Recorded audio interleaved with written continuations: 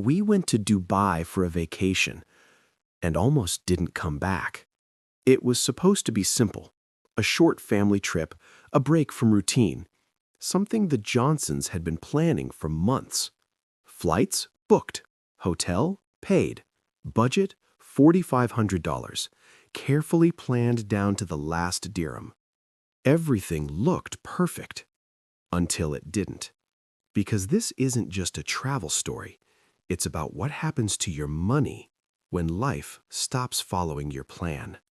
The first 2 days felt exactly how a Dubai trip should feel. Bright lights, luxury buildings, perfect weather. They ate where they planned, used public transport, followed their budget. Everything matched the spreadsheet.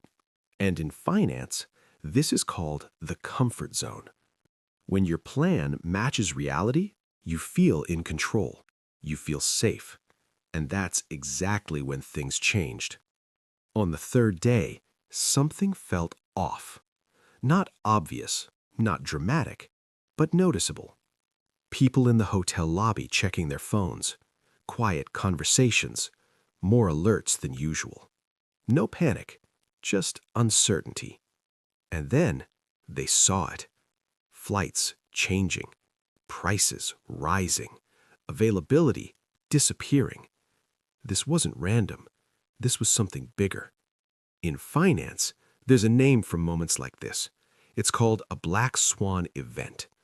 A black swan event is something no one expects, no one plans for, but when it happens, everything changes.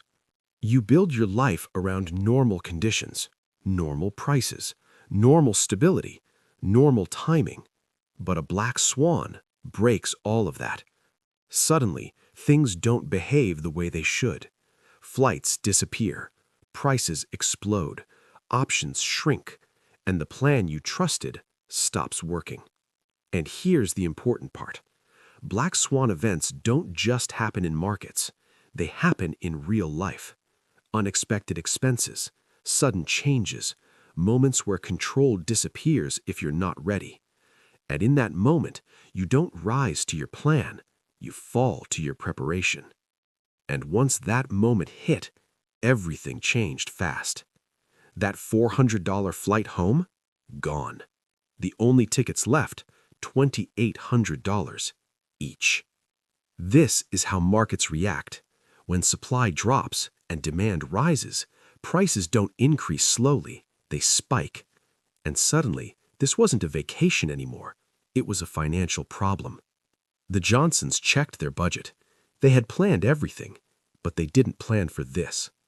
Every extra day meant $300 for the hotel, $150 for food, and small expenses adding up.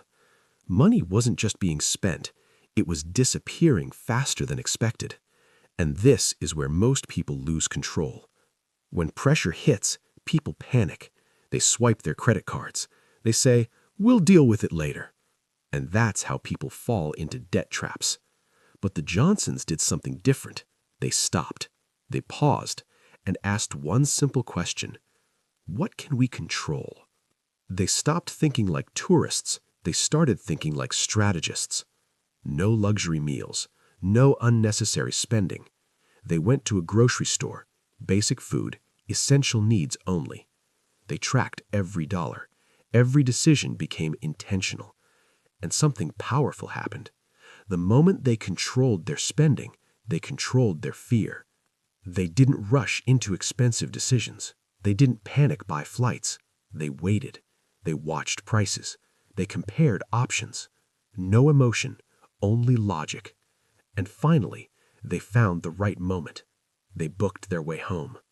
They made it back, safe, tired, but changed. Because they didn't just come back from a trip, they came back with a lesson. Money isn't just about what you plan, it's about what you don't expect. You can have a perfect budget, but without control, even a few days can break you financially. The difference isn't income, it's awareness. So now I want to ask you, if a black swan moment hit your life tomorrow, would you panic or take control? Drop your answer in the comments. I read every single one. And the best answer might turn into our next video. Because in the end, it's not about how much money you have, it's about how you handle it when life doesn't go as planned.